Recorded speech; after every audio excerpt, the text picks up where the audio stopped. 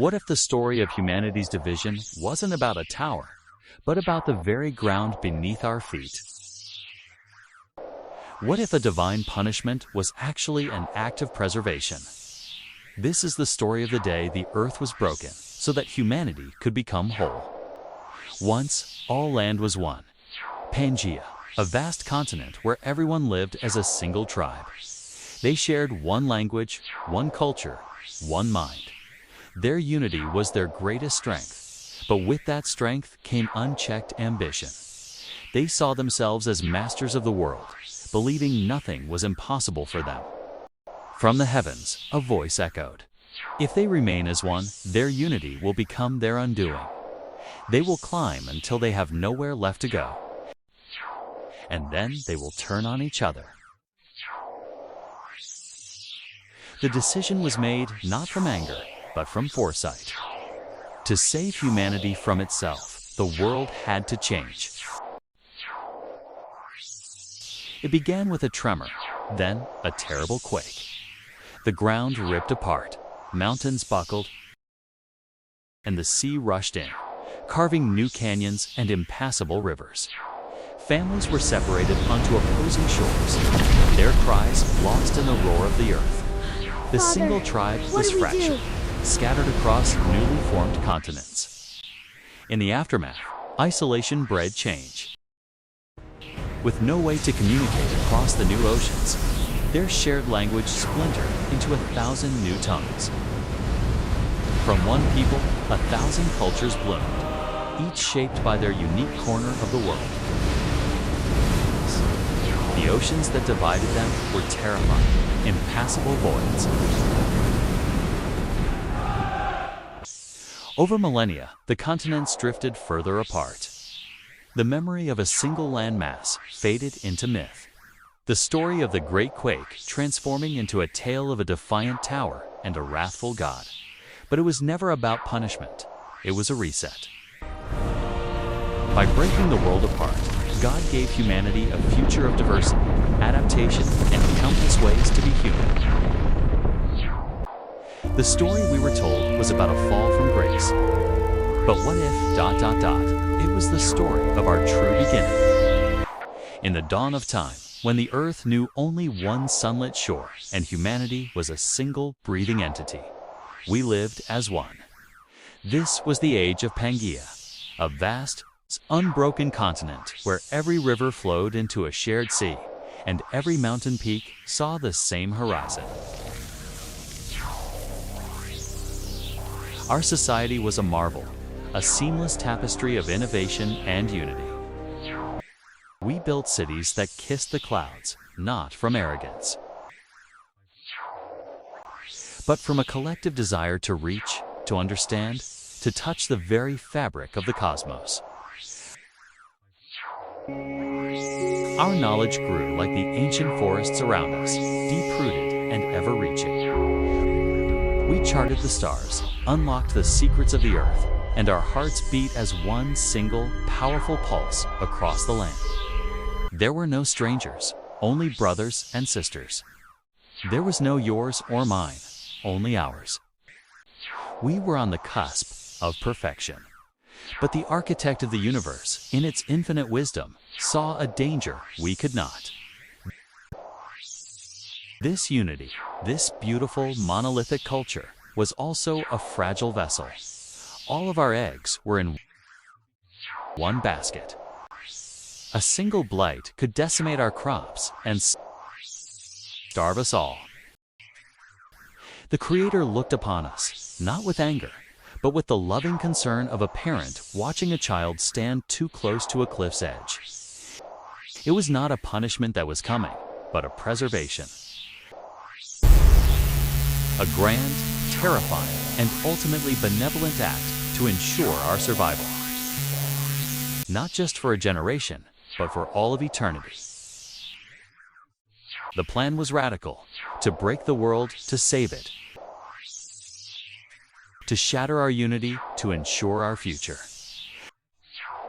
The day the world changed began not with a bang, but with a whisper. A deep, resonant hum that seemed to emanate from the very core of the planet. Look out! The ruins! It is falling!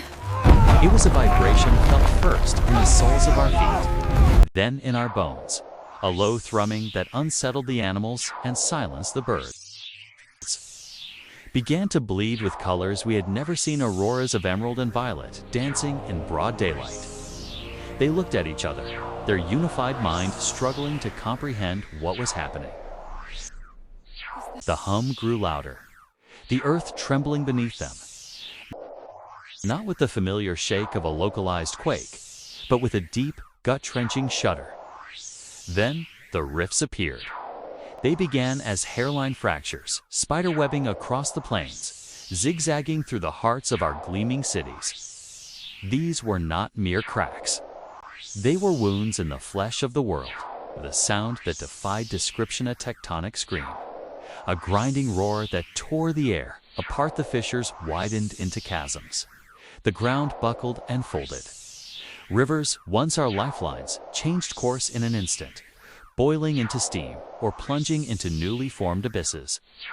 The single landmass that was our entire world began to break apart. Families were separated by chasms that opened in seconds.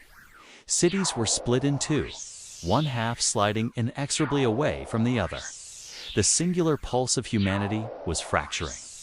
The cataclysm was not a swift event. It was a slow, agonizing process that lasted for what felt like an eternity. We were adrift on colossal rafts of earth, watching familiar landmarks and, heartbreakingly, familiar faces recede across a growing expanse of churning, newly formed ocean. The single language we all shared began to splinter.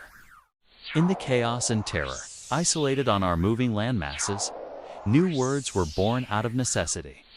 Alone was a new and terrifying feeling. The shared consciousness that had bound us together frayed and then snapped. We looked across the water at our former brethren, and for the first time, we saw strangers. Their gestures were alien, their shouts incomprehensible. The new continents, each with its unique climate, its unique flora and fauna, molded us. Those in the frozen north grew hardy, learning to hunt massive beasts and live in the embrace of the ice. Those on sun-drenched islands became master navigators, reading the stars as their ancestors had once read books. New languages bloomed, each a unique reflection of the environment that shaped it, each holding a different way of seeing the world. We developed new myths, new gods, new philosophies, new art. The single story of humanity had become a grand, sprawling epic with thousands of different chapters. We forgot our shared origin. We saw each other's differences, our languages, our customs, our beliefs, and we saw division. We fought wars fueled by misunderstanding and fear of the other. How can I live without you? You must be strong, my love. The pain of our separation echoed through history. A phantom limb that ached for a unity we couldn't remember. Each culture, in its isolation, was a unique laboratory of human potential. One mastered mathematic, another philosophy. Some shaped the world through engineering. We were no longer one fragile people, we became many strengths scattered across the earth. Diverse, resilient, story of human potential. If a plague decimated one continent, humanity would survive on another. Isolation breeds diversity, and diversity is the hallmark of a vibrant species. Others would remain to carry the torch of knowledge. For millennia, we have been rediscovering each other.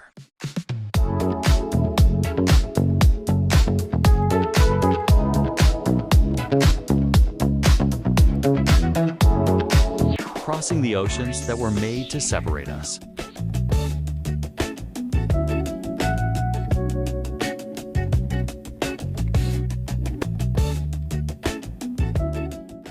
We struggle with the walls that language and culture have built.